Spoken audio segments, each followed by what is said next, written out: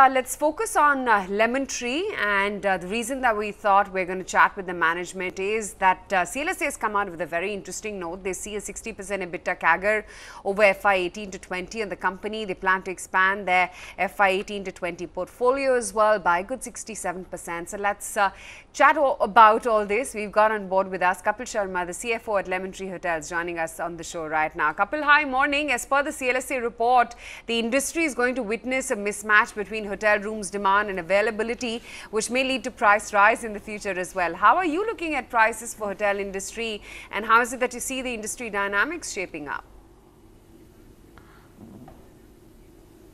Yeah, good morning. And it's right that going forward, as Howard STL has projected, that the demand growth for hotel rooms is going to increase at the rate of 12.5%, whereas supply is going to grow at the rate of 8%. So you can clearly see that the demand growth is 1.5 times of the supply growth, and this would lead to the better occupancy going forward for the industry, and the ARR would be increasing going forward. And if you look at the India occupancy for FY 18, it has been over 68%, and this year, which is FY 19, it is going to cross 70%, which will give a very good boost to the ARRs of the industries, which was suffering a lot from 2009 to 2015. Actually, India occupancy has been lower than the 60% levels, and due to very high supply hitting the market. And it is a trend that when there is a time lag between the increase in occupancy and increase in prices. So 68% occupancy achieved on an India level in FY 18, there would be the price increase would be happening probably this year.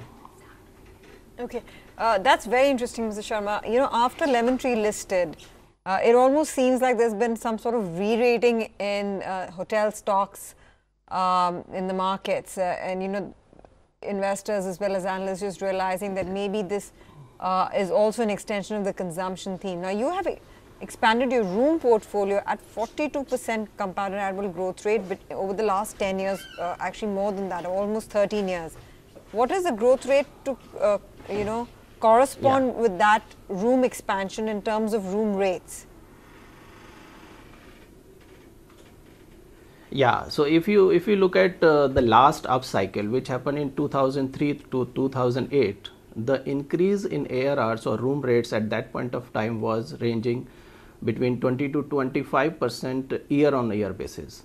And after that, from 2009 to 2015, rather if you look at the India ARR, which was in 2009 was 8,500, went down to 5,500 in 2015.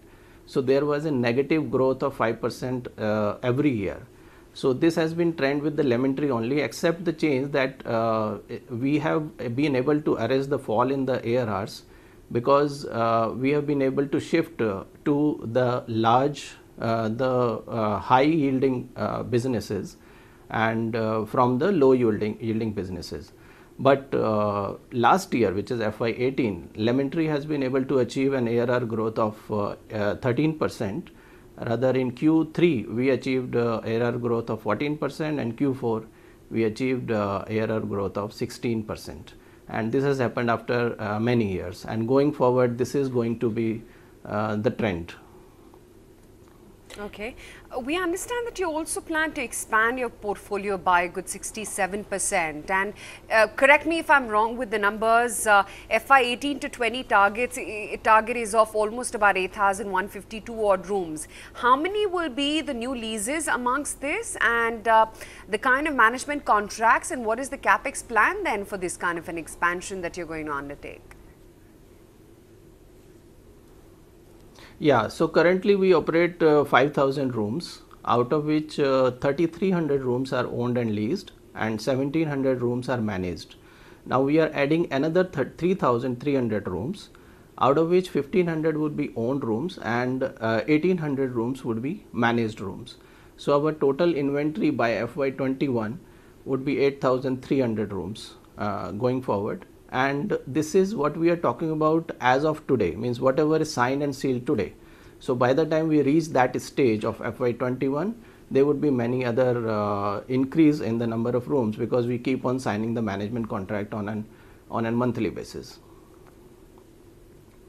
No, that's interesting, but I'm just intrigued by what investors are seeking to understand about your business that is exciting to them. Is there a shift in evaluating the hotel business as a larger consumption theme, as new models of asset-light businesses come to the fore, where the fixed aspect of it, which is rentals or a lock-in clause, to insulate the hotel space, the physical hotel space, comes through, while you're able to expand the top line. So what I'm trying to say is that you are able to kind of contain or squeeze the fixed cost of the business and thereby expand margins, because you're seeing that much more traction come in on the top line because of demand expansion. Is that the way forward? Is that what is exciting investors about the business today versus in the past? Yeah, initially we have actually gone asset heavy because there were no brands available in the mid price sector. So we wanted to first establish the brand and create, so to say, the mid price hotel sector, and that's why we went initially asset heavy. But going forward, we would be focusing more on the managed and the leased hotel. So we'd be going asset light, and in asset light model we get the fee. So the profitability remains with the owner, but Lemon Tree earns the fee and is able to spread its cost over a larger number of property without any financial risk. And from the owner's perspective, they get the advantage of the brand strength by getting the higher occupancy and the lower cost. So that's add value to their profitability as well. I'm also intrigued to understand, if that's the case, how much expansion percentage wise would you see in your margins, in the operating level performance of the business, on account of the shift in the way you conduct your business? So you see, the managed business require a lot of scale actually. So if I just interpret in terms of a thumb rule, I can say that the 7 managed hotel is equal to 1 owned hotels in terms of EBITDA. So as of now, as you know, we have 1700 managed rooms. So it means it is equivalent to 250 owned rooms. So as of now, it does not add much to the top line. It constitutes roughly 3% of the top line. But as the scale increases, then it makes a lot of sense and a lot of addition to the top line and the bottom line. And most other advantage which are there, as I just mentioned, that we are able to spread our cost and give a better choice to our customers, and we have a brand presence in almost all the geographies by going this managed hotel model. Okay, but Kapil, do you not think that the shift in focus from a capex to an asset light model will help you enable to focus more on managing the hotels better? Yeah, that's true, that focus would be there to manage even better and give a great experience, great customer experience, as we have already been given to our guests.